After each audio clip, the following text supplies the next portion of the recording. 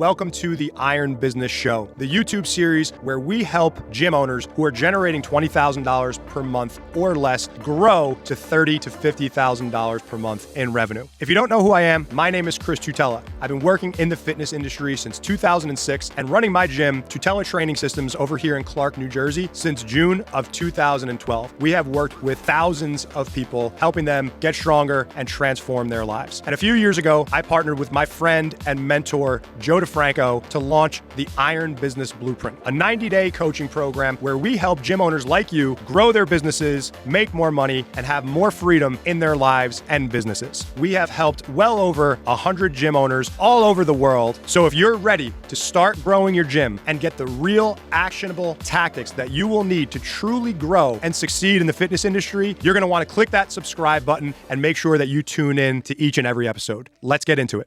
What's up, everybody? Welcome back to another episode of the Iron Business Show. And today we're going to talk about something that none of the grow your gym gurus are talking about. This isn't the latest and greatest AI model. This isn't some fancy episode on marketing or sales. And although those things are important, what I'm going to share with you today is the foundation. It is the backbone of your business. It's the backbone of any business. And without this thing, it's going to be hard for you to grow. It's going to be hard for you to retain your clients because it will always be a huge missing link if you don't fix this.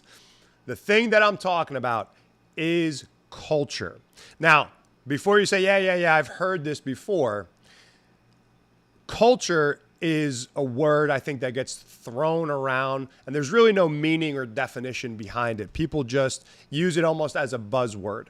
So first, let's define what culture is.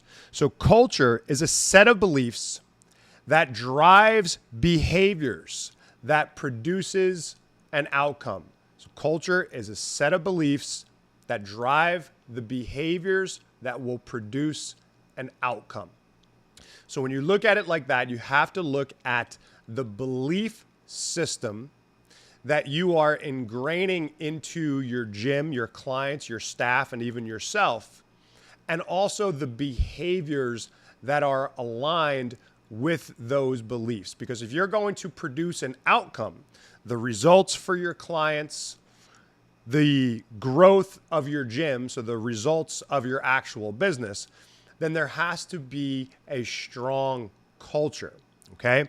Now, with culture, as a gym owner, you must intentionally build this, okay? This is not something that's just going to happen because you think a certain way or you act a certain way. Yeah, those things are part of what culture is, but if you're not sharing those things with your team, if you're not ingraining it into your business, they're not just going to happen. So if it's only happening up here, don't think that that's just going to automatically spill over into everyone else, right? So the way you need to do this is to step one, I want you to write this down. Step one, you need to clearly identify your mission, your vision, and your core values. Maybe more buzzwords that get thrown around. Maybe you say, yeah, I've heard that before too, but did you do it? Did you actually put real thought into your mission? Why are you doing this? Your vision. What do you want and when do you want it by? And then the core values, the set of beliefs and behaviors that will actually drive your business forward, the set of beliefs and behaviors that you want everyone to embody that is within your business. So first, once we have your mission, what is it that you want, okay? Your mission is, what are you doing this for? Why do you want this? Your vision, what do you want when you want to buy? And then your core values. Once we have those defined, then we need to identify the behaviors that are in the book Above the Line. I believe it's Urban Meyer's book. He talks about above the line behaviors and below the line behaviors. So you have to identify the behaviors that are above the line, which are the behaviors you want more of. How do you want your people to act? How do you want your team to show up? And then the behaviors that are below the line, which is the exact opposite, right? The way we don't want people to act. So for example, above the line behaviors might be to show up early. It might be to go the extra mile. It might be to communicate exceptionally well. It might be to operate with speed. Below the line behaviors might be the exact opposite of those above the line behaviors, but you have to identify them. You have to show people somewhere around 3 to 5 behaviors in each of those categories that you really want to move forward or leave behind, which would be the below the line behaviors. Now, with that being said, back to your core values, okay? We want people to embody these values. But if we just have words like discipline or obsess over greatness, those are some of our core values. What I've come to realize is that those words or those values might mean something different to each person on your team. So for example, let's just say if family is a core value. Well, for some people, family might remind them of happy times. They have a good family. They are excited to spend time with their family. Their family was always supportive. But you might have somebody on your team where they come from a broken home. And so family makes them anxious. Family makes them nervous. So it's like, okay, we have a core value, family, but the behaviors or the definition of that word, of that value, looks very different.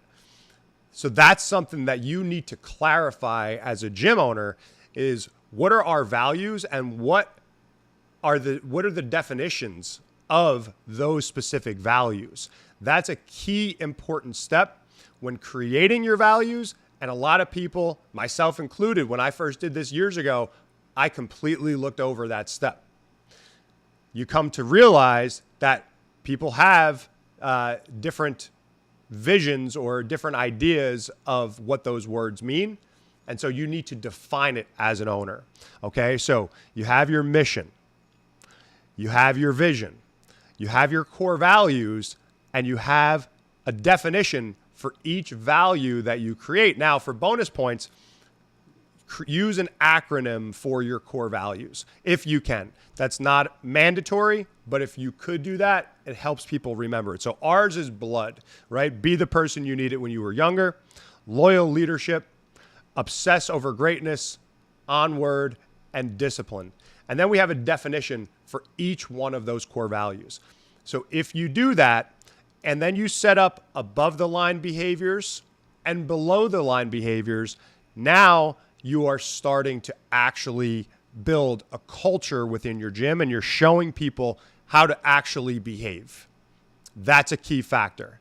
Okay, so now one of the biggest pieces of doing this, and again, this is where most gym owners, if not all of them that we've worked with at least, most gym owners skip this step. What you need to do is create a set of mission, vision, and core values for you, the human being, okay? Create above the line behaviors and below the line behaviors for you, the human being.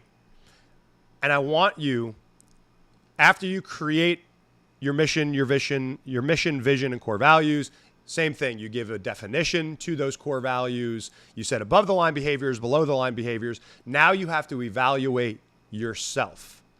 Are you living in alignment with your mission, your vision, your values, the above the line behaviors that you set? The below the line behaviors, are you falling into that below the line category in your own life? For example, if an above the line behavior for you is to get up at 6 a.m. and not hit snooze, but you're snoozing, you are executing below the line behaviors. And the more you do those below the line behaviors, the more you live below the line, the less congruency there is with you and what you actually want, the life that you actually want. And if you're going to be a leader for your family, these are things that you need to create. And then you guys could create this together too as a family. You could have a family mission, vision, core values, right? Because you and your wife might have a different mission or vision, and you guys need to come together on this. But it starts with you identifying what this looks like for you and making sure that you are living in alignment with your mission, vision, core values. I can't stress how important that is for business, because if you are living incongruently and you're operating at a 6 or a 7, well, how could you expect to lead 8s, 9s, and 10s? You're going to attract people that are operating at a lower frequency than you, or maybe at your level, but you're never going to attract those A players who are high performers. So what happens to your product? What happens to your business? Well, if you're operating at a 6 or a 7, and now you're attracting people that are 4, 5s, and 6s, well, your business just went from a 7 to a 4, 5, or 6. Okay, so you need to attract people that are at your level. You need to attract people that are performing at the same level as you. So in order to do that, you need to raise your standards. You need to live in alignment with the behaviors that you create for yourself. Because if you don't, you're going to start attracting people that are operating at a lower frequency and are living below the line. So to recap, culture is everything. If you do not have a strong culture, the bottom of your business will fall out from under you. Culture does not just magically appear. And if it's just living between the ears for you as the owner, it will not bleed into everybody else automatically. So you need to create a clear mission. Why are you doing this? A vision. What do you want and when do you want it by? Clear core values with a definition for each core value that you create. And you ingrain those values into your business. They're the North Star. Then you create above the line behaviors and below the line behaviors, and you ingrain that into your team. You train your team on those behaviors. And then for your personal life, for you, the human being, create a mission, a vision, core values, above the line behaviors, below the line behaviors. Share that with your family. Make sure you're living in alignment with your mission, with your vision, with your core values, and your above and below the line behaviors. Do an audit on yourself every week. Am I living above the line or below the line? How did I do this week? Reflect, focus on what you need to do better, and then put an action plan together to improve it. And you do the same thing for your business. I promise you guys, the more you focus on this and you drive things forward, not only will you perform better, but now you will also see a better performance from your team, from all of your clients, and in your personal life. I guarantee you will start to build a better relationship with the people that you love, and you guys will get on the same page because it's clear what you want, when you want it by, why you want it, what you're doing, and what those above the line behaviors and below the line behaviors look like. So I want to thank you guys so much for tuning in to today's show. If you found this helpful, please make sure to share it with another gym owner who it might help.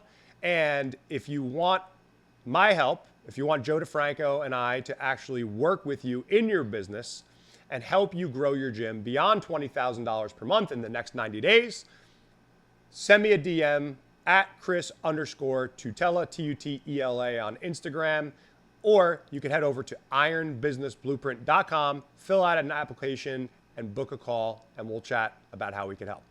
I'll catch you guys next time.